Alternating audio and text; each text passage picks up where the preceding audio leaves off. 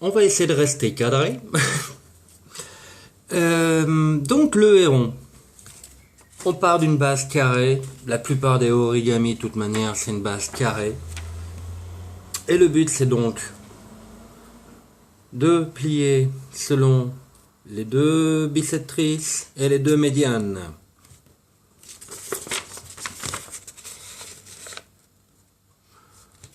On fait des plis les plus précis possibles. Et comme c'est les premiers origamis, t'insistes bien sur tous les plis. Après, quand tu sauras quel pli va faire quelle forme, tu les plieras plus ou moins pour modeler, pour avoir des courbes, ou au contraire des angles droits, enfin des angles obtus. Donc, je fais mon dernier pli.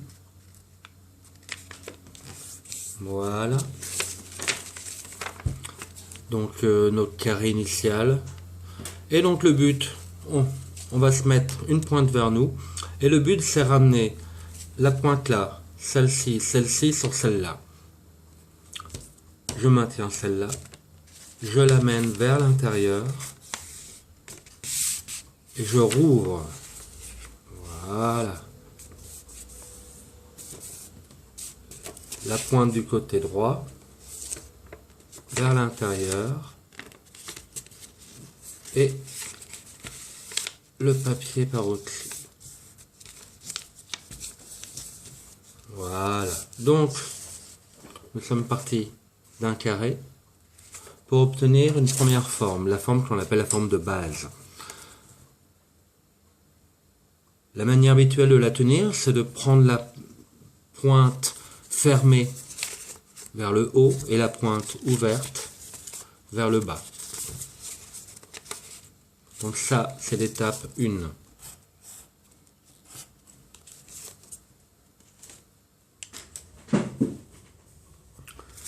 Donc, la pointe fermée vers le haut, les pointes ouvertes vers le bas. Le but sera de déplier notre losange en amenant cette pointe vers le haut et tu vois automatiquement le papier veut aller vers l'intérieur. Donc on va faire des plis préparatoires. Et on fera de même de l'autre côté. Donc pointe vers le haut. Hop, on va faire le premier pli. Et pas facile à l'envers. On rouvre et on prend à l'opposé.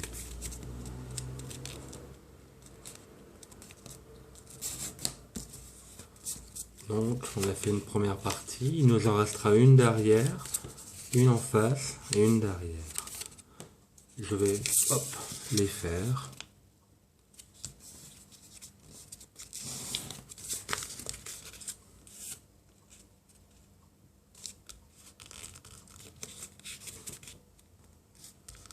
Ne pas faire le pli juste sur la pliure parce qu'on va faire, par exemple, replier là. Il faut ménager un peu de place, donc juste avant le pli. Donc, première face, on retourne et on recommence. T'as vu, pour faire le pli, je les arrondis comme ça avec mon doigt. En général, ça aide bien au niveau des pointes.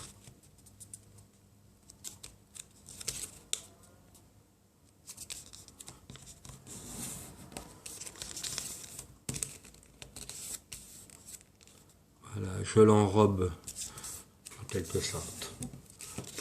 Le dernier, elle. J'ai eu beau me laver les doigts, le papier, ça me trahit. Hop. Et un pli de raté. Ok.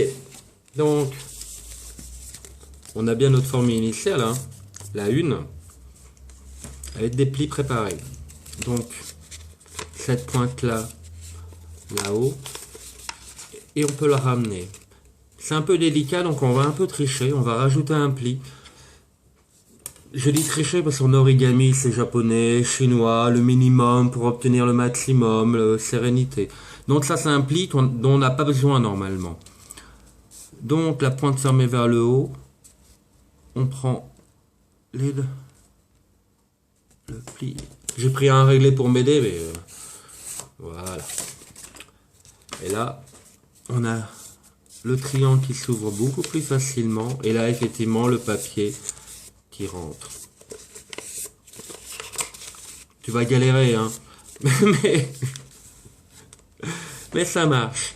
Donc, je rouvre, la pointe me mène vers le haut, le papier rentre à l'intérieur, et on a notre oiseau qui commence à déplier ses ailes. On tourne notre objet, la pointe fermée toujours vers le haut, la pointe, et on rentre le papier à l'intérieur. Ah, tu vois là déjà. Et si, il veut bien. C'est trop gentil. Alors, je l'amène vers le haut pour bien montrer la forme future de l'oiseau, mais pour faire les plis, plus pratique de les faire dans ce sens-là, en fait. Voilà. On marque bien mieux les plis comme ça. Donc, hop, on rouvre. Et donc, si on reprend, on avait bien notre carré initial. On a rentré les pointes pour obtenir la forme de base numéro 1. À partir de cette forme de base, on a relevé les pointes en rentrant le papier à l'intérieur. Et là, on obtient la forme numéro 2. Yeah. Donc, nous avons notre étape 2. Les parties fermées, les futures ailes vers le haut avec le corps, et les deux parties mobiles vers le bas. La tête, enfin la future tête, et là, les pieds. Première étape, petit affinement de la silhouette du héron. Donc, les parties donc flottantes vers le bas, il s'agit donc de diminuer par 2 notre losange. Donc on plie ainsi la jambe.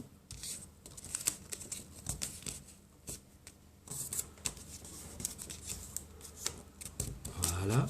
Et symétriquement en face. Le pli vers le pli.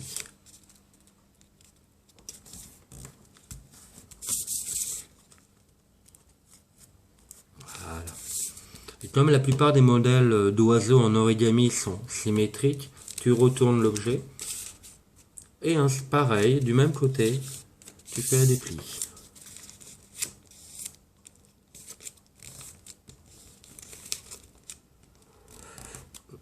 Oui, alors, prendre le papier en général le plus fin possible. C'est pas toujours vrai, bien entendu. Surtout quand tu commences à sculpter vraiment le papier, où on va prendre du papier craft, que tu vas pouvoir sculpter en l'humidifiant. Donc, on arrive à ce moment-là du pliage.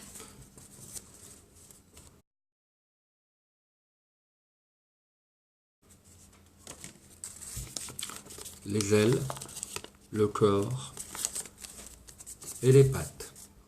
Tiens, on va faire un nouveau break. Étape numéro 3. Donc, notre étape numéro 3, les ailes vers le haut, les éléments flottants vers le bas. On va faire la tête. Là, il s'agit d'un pliage qui est un peu délicat au début. C'est qu'on va inverser un pli. Le but, c'est d'amener cette pointe vers le haut pour avoir la tête, le cou et la tête. Donc, il faudra ouvrir cette partie-là et remonter ça. Et donc, le pli, qui on appelle un pli valet, comme un V, doit se transformer en pli montagne. Inversé. C'est un peu délicat au départ. Donc, première étape, on va préparer le pli en le mettant à angle droit à peu près. Voilà.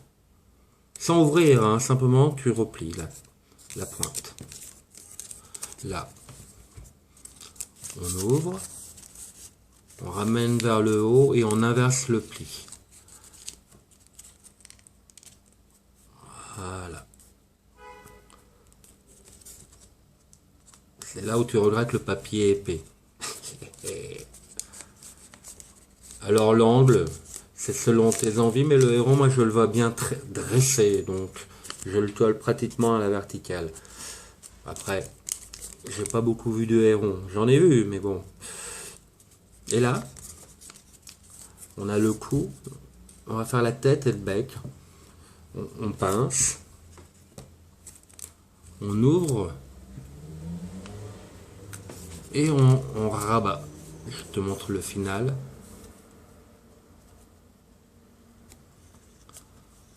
Hop. Là, on fait pas les plis préparatoires, c'est du modelage, on va dire. Voilà. Hop. Et là, tu t'aperçois. On va améliorer le pli. Voilà. Le héron, il est là. Il nous reste la patte. Alors là, on va faire un pliage en forme de... allez, on va dire un S. Première étape, plier étonnamment vers l'arrière. Et un peu comme la tête, hein, un peu comme la tête, mais une fois qu'on aura fait un pli vers l'arrière, on le ramènera vers l'avant. On ouvre, on emmène vers l'arrière, en inversant le pli, hein. Hop, voilà, et on obtient ça. On ouvre et on plie vers l'avant. Voilà. Donc on a ramené vers l'arrière, puis ramené vers l'avant. Une double épaisseur, donc entre guillemets au niveau du talon. Là, notre héron, il est encore un peu... hein, petite cure d'amaigrissement. La tête là. On prend une première épaisseur et on plie.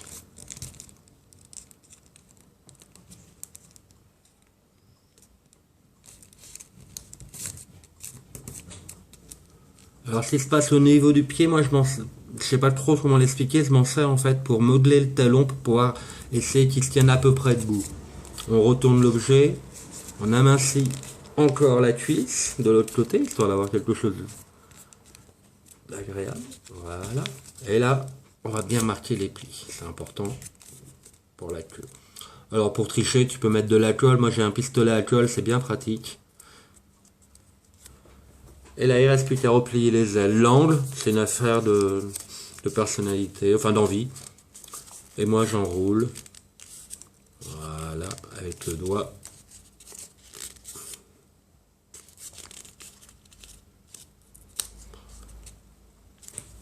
Yeah. Yep, le héron.